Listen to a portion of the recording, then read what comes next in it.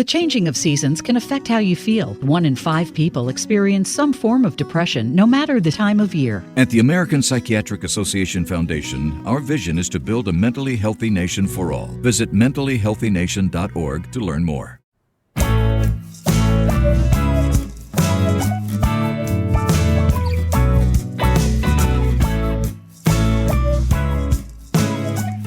Welcome to Meeting Malcolmus, a pavement podcast.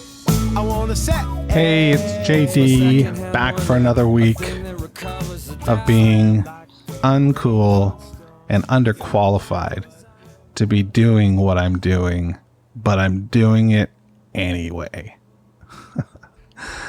What am I doing? Well, I'm going through the catalog of seminal indie rock band Pavement, track by track, week over week, with a goal of someday perhaps meeting Malcolmus. So this week, I got a really interesting email and attachment from our friend Tim, who sent us an email a few episodes ago. You might recall he was watching a live Instagram story done by Larry, the drummer from Spiral's band. And Larry was inadvertently publishing the content from the Pavement Instagram feed instead of the Spiral Instagram feed. So it was confusing and hilarious for a lot of people involved, including Tim. Well, Tim happened to go to a show last week that was a tribute to our friend David Berman. And, well, you know what? Let's just give him a call and we'll hear it from the horse's mouth. Let me dial him up. Hello.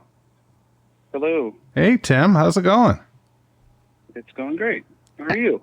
I'm quite all right. I'm quite all right. I just wanted to call you to talk a little bit about that file you sent over. Yeah, so last Saturday, which was the 19th, here in Portland, Oregon, where I live, there was a tribute show to David Berman. You know, it's been towards 3 months since he passed, but he's still living on strong. And a venue here in town called the Fixin' To, which is really fun, kind of paint the picture. It's the, bar area and then venue in the back. And it's, I don't know if it holds more than 100 people, so it's on the small side. But they had a tribute called Love You to the Max. And they had several people read his poetry, most of whom were poets, which was really cool. I just felt like the room was full of artists, it was a really neat crowd. But they had several people read his poetry, a lot of which I haven't read yet. I've read some, but not all of it. And they had some acoustic sets. They had one band towards the end, a full band, which played all covers, which were super amazing. But kind of the surprise guest of the night was Stephen Malcolmus, and that was announced really discreetly. A friend of mine sent it to me about, it was probably 7 p.m. Oh, really? And, I had gone out with a friend earlier and was home, and all of a sudden got this message from my buddy Kathy, and I was like, oh, shit, I gotta get back out. And so went thinking I wasn't going to get in, and showed up at the Fixin' To, and lo and behold, got right in, and the crowd eventually filled up fairly well, but it was super chill. It wasn't on the Instagram. It didn't tag Malcolmus, and it was pretty low profile. So that was amazing. And I met up with a funny part of it is I met up with a buddy there who I don't see very often, but he's a huge Berman fan, even more so than Malcolmus, could recite part of the poems at the show. Oh, wow. A huge Berman fan, and was crushed, of what happened. And tour being canceled and everything. And he didn't know Malcolm was showing up, so we're sitting there near the bar, and he thought I was pulling his leg. It was hilarious. And when Steven walked in, he's just like, "You weren't bullshitting me." So it was a real treat. Steven got up there and he spoke at length about Dave and about Dave's time in Portland. I guess he lived here or hung out here quite a bit for a year or two in Portland, and had his own place and rented his own place. While he was making the record, right? Like it was in that sort of time frame? Well, it was probably near there. He said it was like a year or two ago. So it was pretty recently. Yeah. So he commented on that and places he liked to hang out, and told some little anecdotal things. Didn't get too personal, quote unquote, about stuff about Dave, and which I thought was respectful and nice. And then he played a couple songs, and the song I sent you is Trains Across the Sea, which is a lovely rendition. Steve was doing that song on his recent solo tour after David passed. So I heard him play that when he was on tour. He played here in Portland. But it was lovely. It was a really lovely night. And after he had played, I went over to Steve and just thanked him for sharing. I was just about to ask you. I was like, did you get to meet Malcolmus? But yeah, beat me to the punch. I'd met him once. Yeah, I met him once before, but years ago, and it was just happenstance, random. It was actually at a little farmer's market, random place. Oh, I guess, yeah, you would see him around town and stuff. Yeah, it happens. It happens. He lives here.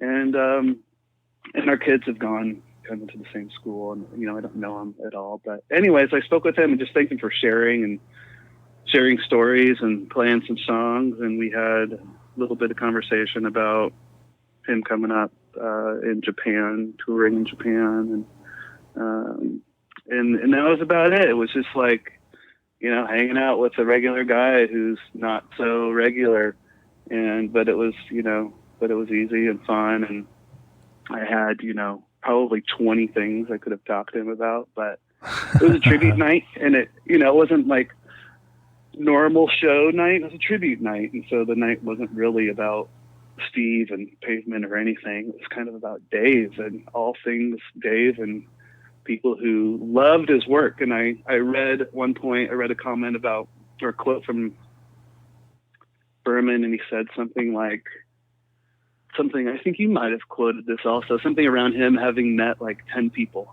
who told him that his work is great. And in the room Saturday night, there were like 100 who loved him. And I just hope that, his spirit was there somehow, and he was feeling the love from Portland, Oregon, because man, people were cheering and people were, yelling parts of poems, and the cover band that played, which I only caught a bit of, I hadn't hit out, but they were just like spot on, just beautiful. So, oh man, so it was really cool. Yeah, it was a really, kills me really because I was on night. I was on the West Coast, and it's like I could have been there had I known. Damn. Man, there were, probably 10 people that I wish I had more notice to tell, but I had literally had time to jump in the car, drive 3 miles, walk in, and pay $8, which it was all the proceeds that night were going for some suicide prevention foundation nonprofit. So that was really cool. But all I was able to do was to get in and sit back and enjoy it. So it was a real treat. Wow. Well, I'm really thankful that you shared this with me. Yeah, you're welcome. It's my pleasure. One last bit is Steve mentioned that Berman meticulously saved all of his poetry, and there's more to come. So for all you big David Berman fans out there, be on the lookout over the next year, I would say, for more work from him to come out. I guess he has heaps and heaps of poetry that no one's ever read. Fuck. That's very cool. Yeah, it's great. Oh, man. Yeah. Tim, I really want to thank you for taking some time to chat with me today. You're welcome. My pleasure. Thank you. No, thank you. Especially for sending along the track. I mean, for thinking of us here on the pod, and bothering to record SM playing Trains Across the Sea. This is recorded by Tim, Larry's friend, and we're thankful to have it. Let's give it a whirl.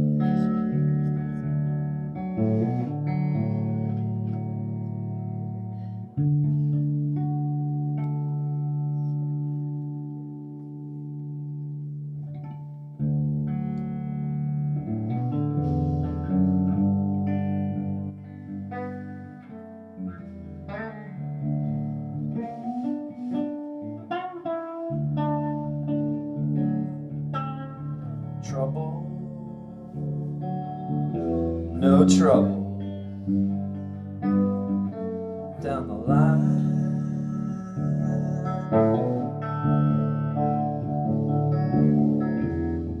I can't stand to see you.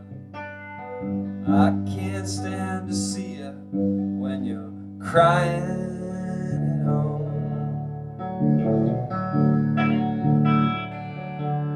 Scotch and penicillin, please try Carlton. A cold black maple hammer, husband's on the run. I just got back from a dream attack, took me by surprise. There I saw a lady, her name was Shady Side, and she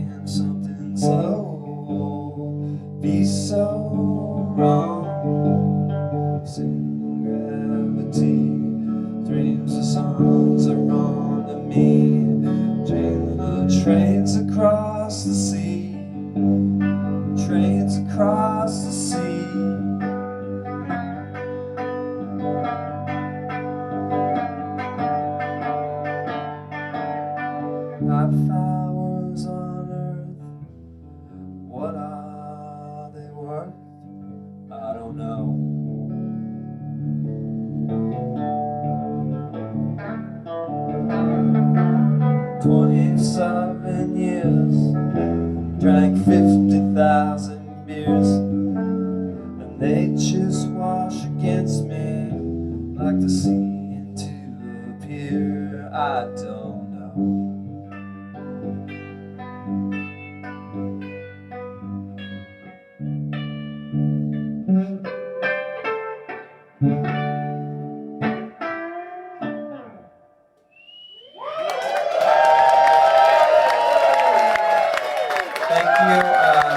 Thanks for coming for all of us to come together and listen to David Berman shit. And damn, hopefully we'll hear some. That is great. So my understanding is the reason the date was chosen for the event in Portland was that was the night that David would have performed there with Purple Mountains. And obviously he didn't get a chance to do that. So there's that. Leaving the somber behind, a bit of housekeeping. I got a real nice message from our friend Pete. And Pete wanted to follow up on the mystery of the Lions Linden. And Pete sent me a message indicating that he thinks that maybe I'm barking up the right tree, that Linden is a town, like I mentioned, in Missouri, and a few miles away is St. Louis, which of course is the home of the Redbird, the Cardinals. So that could be the Redbird that Malcolmus is talking about in Lions Linden. However, then things went all cuckoo bird because I got a tweet from Dr. Pete. And Dr. Pete, follow me on Twitter and you can follow all this cool stuff. But Dr. Pete sent a note that Linden is a town in California. And I did a quick map search, and it's about 27 miles away from Stockton. So it would fall in the same district potentially as another school team. So I think maybe the case is closed on this one. I mean, we can close our eyes and use our imagination, and it can be anywhere we want it to be. That's the beautiful thing about art. But I think that we found the source material from which Stephen was culling his lyrics at the time in the Louder Than You Think studio while recording Watery Domestic. So there's that. This week, we're on the final track of Watery, and I had a guest all lined up, but I fucked things up and blew it. So we'll have to hopefully get that guest another time. But we are doing Shoot the Singer, One Sick Verse. Not sure whether this would have been, the abbreviation or the working title for this track, but that's what it sounds like to me. That's how it reads to me, is that it was the working title, Shoot the Singer, and then parenthetical One Sick Verse. That's what they had sort of recorded. They wrote it down on the tape, and then when they went in to do vocal work, they kept the title that way to keep it pavementy and mysterious. So Shoot the Singer, I mean, real bass groove on this song, and there seems to be a lot of consternation on who was playing the bass. Now, I have reached out to Scott Spiral Stairs, and he doesn't remember Eyebold and Bob being session players on this session, which is what I've said in the past. He remembers them being there, and he remembers them being there for the mix for sure, but he doesn't remember them playing. So I'm going to assume that this is SM or Scott playing the bass line on this fuzzed out bass line that really grooves this song along. There's great rhythm in this song, and the melody is an earworm. As for the content of the song, to me, this is a stretch, I suppose, but I think this is, a manifesto for the kind of art that they are creating, which is creating something from something that was there before. And, not necessarily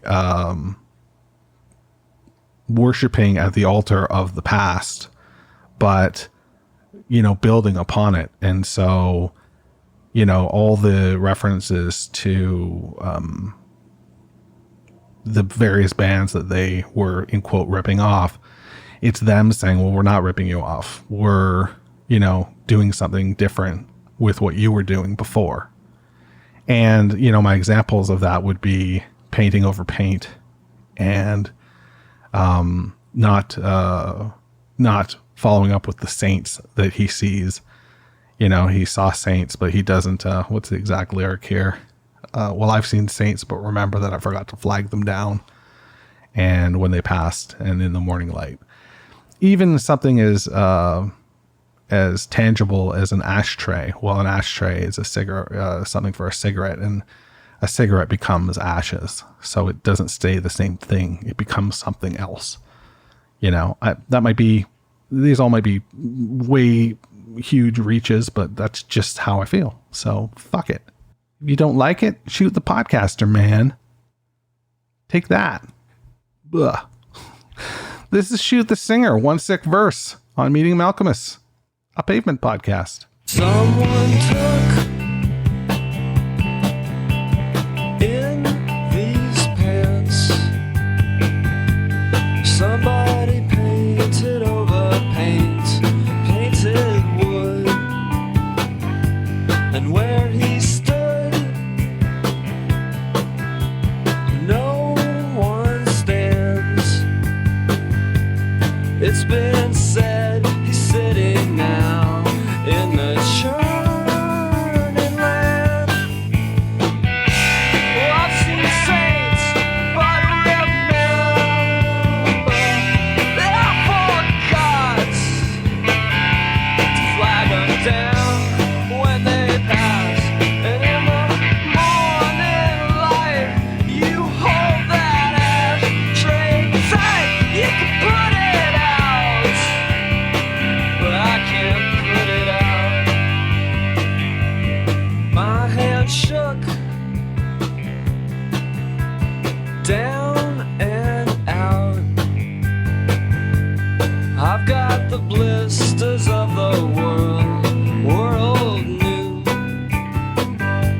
I named the book after you. So look up and watch the camera lens when the risers fade. Slow it down, song is sacred. And brother, you're a hunter and you're right at home. And in the morning light, I'll hold my ashtray tight. I can take it down, and you can't take it down.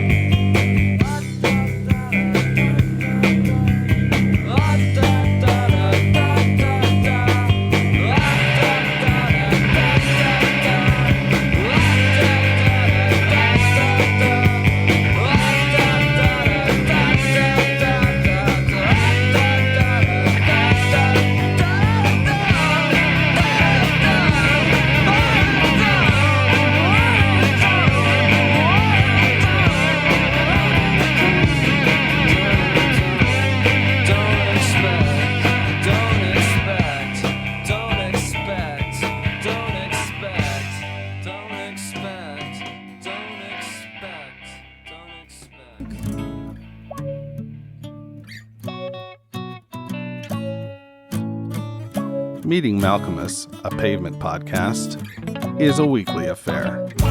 You can find the show anywhere that you find podcasts, just like you did today. So be a dear and rate and review the show. If you want to connect, email me at jd@meetingmalcolmus.com. I'm also on Facebook, Twitter, and Instagram. Check it out. I'm so social.